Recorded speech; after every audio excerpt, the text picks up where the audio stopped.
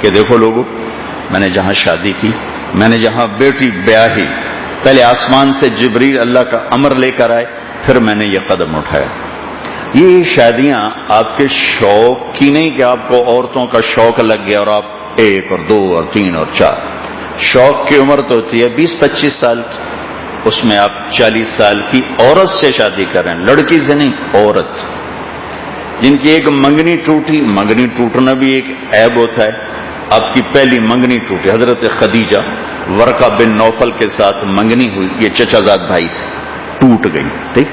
دوسری شادی ہوئی ابو حالہ کے ساتھ، اس سے 2 بیٹے ہوئے، ایک ہند اور ایک حالہ، وہ ان کا انتقال ہو گیا۔ پھر اس کے بعد شادی ہوئی عقبہ بن عابد کے ساتھ، ان سے ایک بیٹا ہوا، اس کا نام کہیں ملا نہیں، ابن عابد، ان کا انتقال ہو گیا۔ تو اب ایک خاتون 40 سال کی عمر میں وہ عورت بن چکی، لڑکی کا نام اس سے ہٹ چکا ہے۔ ایک منگنی ٹوٹ چکی ہے، 2 نکاح سے بیوہ ہو چکی ہیں، عمر 40 سال پوری ہو چکی ہے، 41واں سال لگ چکا ہے، اور آپ 25 سال کے خوبصورت جوان ہیں اور آپ اس سے شادی کر رہے ہیں۔ آپ تو کہتے ہیں میرے لیے 20 سال کی لڑکی دیکھو یا میری ہم عمر دیکھو، میں کیوں 40 سال کی عورت سے کروں؟ اپنی بھرپور جوانی 25 سے 50 سال، 25 برس اس خاتون کے ساتھ گزار دیے جن کا میں نے آپ کو تھوڑا سا نقشہ بتایا۔ آپ کی سوری اولاد بھی انہی سے ہوئی۔ جب آپ کی عمر 50 سال ہو گئی اور آدمی کی ڈھلوان شروع ہو جاتی ہے تو 2 3 4 5 6 7 8 9 10 11 10 شادیاں، ہر شادی کے پیچھے وہی آ رہی، امر آ رہا ہے، وہی آ رہی، امر آ رہا ہے۔ اور ایک اور فرمایا کہ میں نے جہاں شادی کی، میں نے جہاں بیٹی دی، میرے رب نے وعدہ کیا سب جنت میں جائیں گے، میرے سب داماد جنتی، میری سب بیگمات جنتی۔ میرے بھائیوں، میرے رب کی قسم، مجھے آپ کو زندگی سکھانے کے لیے یہ شادیاں، ہر مزاج کی عورت، ہر خاندان کی عورت، کم عمر والی عورت سے شادی کی خدیجہ، حضرت عائشہ رضی اللہ عنہ، ہم عمر سے شادی کی حضرت سودا، اپنی عمر سے بڑی عورت سے شادی کی حضرت خدیجہ، مالدار عورت سے شادی کی حضرت خدیجہ، متوسط سے شادی کی حضرت ام سلمہ، ام حبیبہ، فقیر سے شادی، فقیرن جویریہ باندی بنا کے لائی گئی، آپ نے آزاد کر کے شادی کی۔ اپنے خاندان میں شادی کی حضرت عائشہ، حضرت ام سلمہ، حضرت ام حبیبہ، حضرت خدیجہ، قریش ہیں۔ خاندان سے باہر اپنی برادری میں شادی کی، عرب حضرت جویریہ، حضرت میمونہ رضی اللہ تعالیٰ عنہما، یہ خاندان نہیں، قوم برادری سے باہر شادی کی، غیر عرب حضرت صفیہ، یہودی خاندان سے شادی کی۔ یہ سارے رشتے قائم کیے ہمیں زندگی سکھانے سمجھانے کے لیے۔ بھائیو، اپنے گھروں کو آباد کرنا ہے تو نبی والے اخلاق سیکھنے پڑیں، پھر چاہے چوکیدار ہو چاہے بادشاہ ہو، اگر اخلاق نبوت والے ہیں تو اس کا گھر آباد ہوگا۔ اور ذمہ داری زیادہ اگرچہ بچے بچی دونوں پہ ذمہ داری ہوتی ہے، لیکن جو کسی کی بچی کو 2 بول پہ لے جاتا ہے ان کی ذمہ داری زیادہ، اس کے ماں باپ کی ذمہ داری زیادہ ہے۔ اس لیے اللہ نے کہا عاشروہن بالمعروف، اللہ نے کہا ان کے ساتھ اچھا سلوک کرو، مردوں سے کہا ان کے ساتھ اچھا سلوک کرو۔ عسیٰ ان تکرہوا شیئا ویجعل اللہ فیہ خیرا کثیرا، تمہیں کوئی بات ناپسند بھی ہے تو اگر تم صبر کرو گے تو اللہ اس میں تمہارے لیے بہت برکت ڈال دے گا، بہت خیر ڈال دے گا۔ تو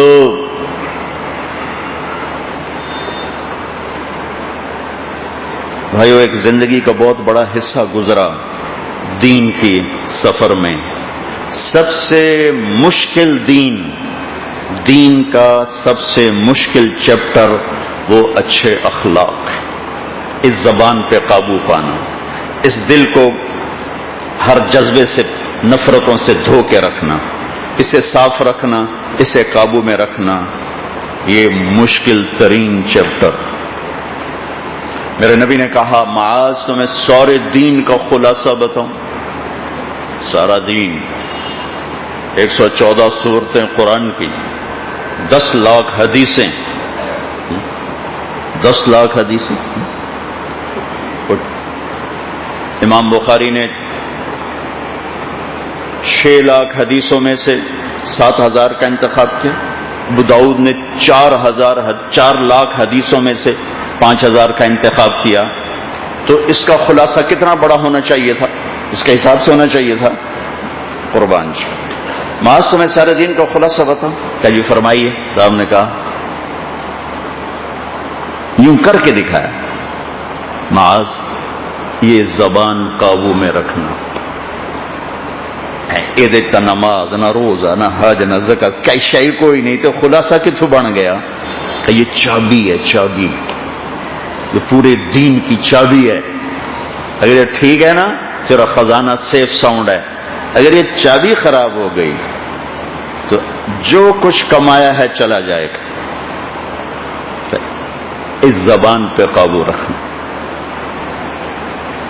اور بھائیو ایک چیز اور آپ نے فرمایا، میرے بیٹے انس ایک بہت بڑی سنت بتاؤں؟ ایک بہت بڑی سنت. یہ داڑھی بھی سنت ہے، یہ پگڑی بھی سنت ہے، یہ سفید لباس بھی سنت ہے. لیکن یہ لفظ بہت بڑی سنت بتاؤں، یہ لفظ یہی آ رہا ہے جو میں ابھی بتانے لگا ہوں. میرے بیٹے انس بہت بڑی سنت بتاؤں، بہت بڑی سنت. پھر آگے کہا اگر تو اس کو کر لے گا نا، اگر تو اس کو کر لے گا نا تو صرف جنت میں نہیں جائے گا، جنت میں میرا ساتھی بن کے رہے گا. جنت تو بہت چھوٹی بن جائے گی نا، نبی کا پڑوس اگر مل جائے تو جنت کتنی چھوٹی ہوگی. تو اتنا بڑا جو لینا ہے، یہاں بنگلہ لینا ہو تو کیا خیال ہے تھوڑا 5 لاکھ چاہ جائے گا؟ 5 لاکھ کے تہیگا زمین نہیں لبنی تھی. یہ تو کروڑوں کی بات کرو تو پھر کوئی ہاتھ چیز قابو میں آئے گی. تو اب اتنی بڑی اللہ کے نبی خوشخبری فرما رہے ہیں کہ تو میرے ساتھ ہوگا جنت میں. 10 سال 20 سال نہیں، 100 سال 200 سال نہیں، ہمیشہ کے لیے تو میرا پڑوسی ہوگا.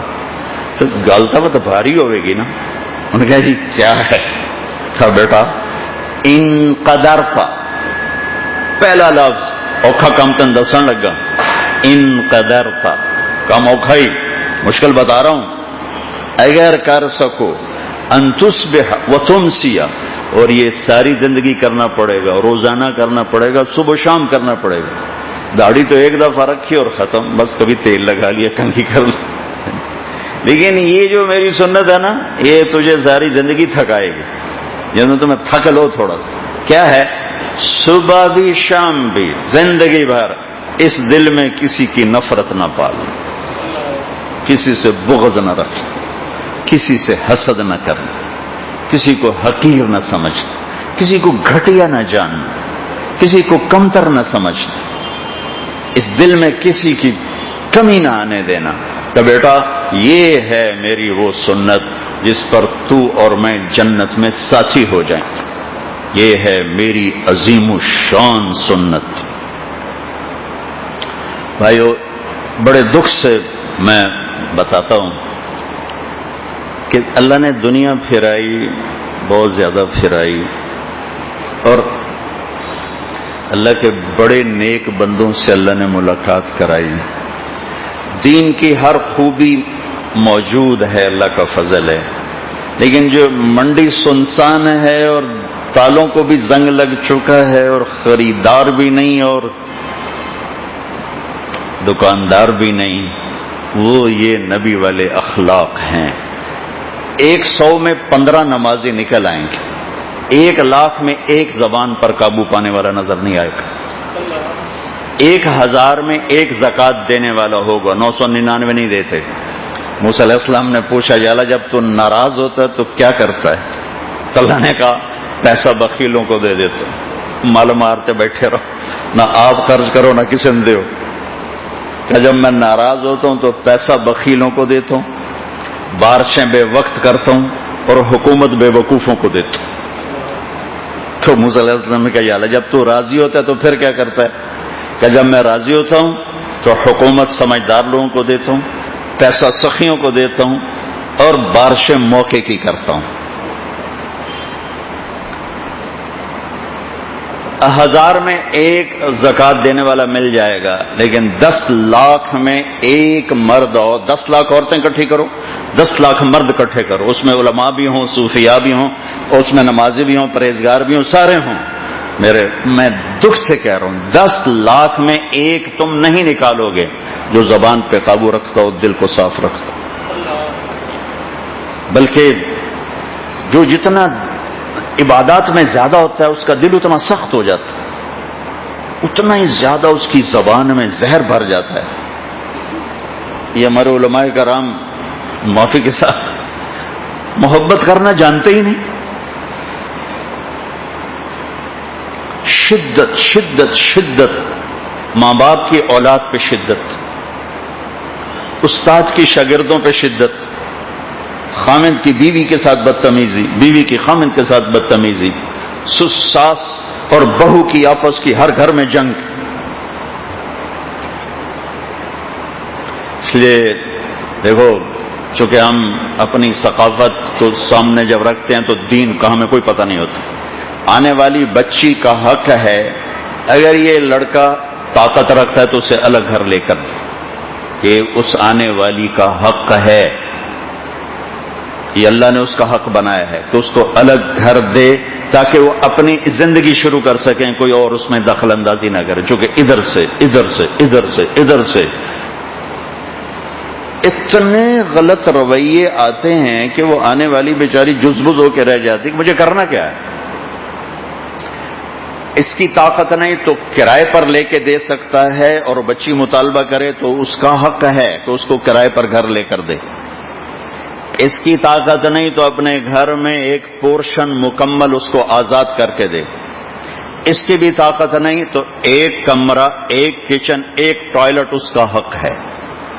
اس کی بھی طاقت نہیں تو وہ تو روزے رکھے تھے، تسبیح پڑھے، کسی دے دین تنگ نہ کرے، چپ کرتے گھر بے، ورنہ اس کی ماں کا ڈنڈا ہوگا اور اس کی بیوی کا سر ہوگا، اور دے طرح کی ساس بہو کی لڑائی ہوگی، کیونکہ نا ساس کو نہیں پتا کہ اس آنے والی کے ساتھ میں نے کیا کرنا ہے، اور اس آنے والی کو نہیں پتا کہ میں نے یہاں کیسے رہنا ہے، کیونکہ ہم نے تو عبادت کا دین نہیں سیکھا جو اتنا آسان ہے، تو اخلاق والا دین تو ہے ہی بڑا مشکل، وہ تو سیکھتے سیکھتے آدمی کا پیتا پانی ہو، جو پڑھنے سے تو آتا نہیں ہے، تو سیکھنے سے آتا ہے۔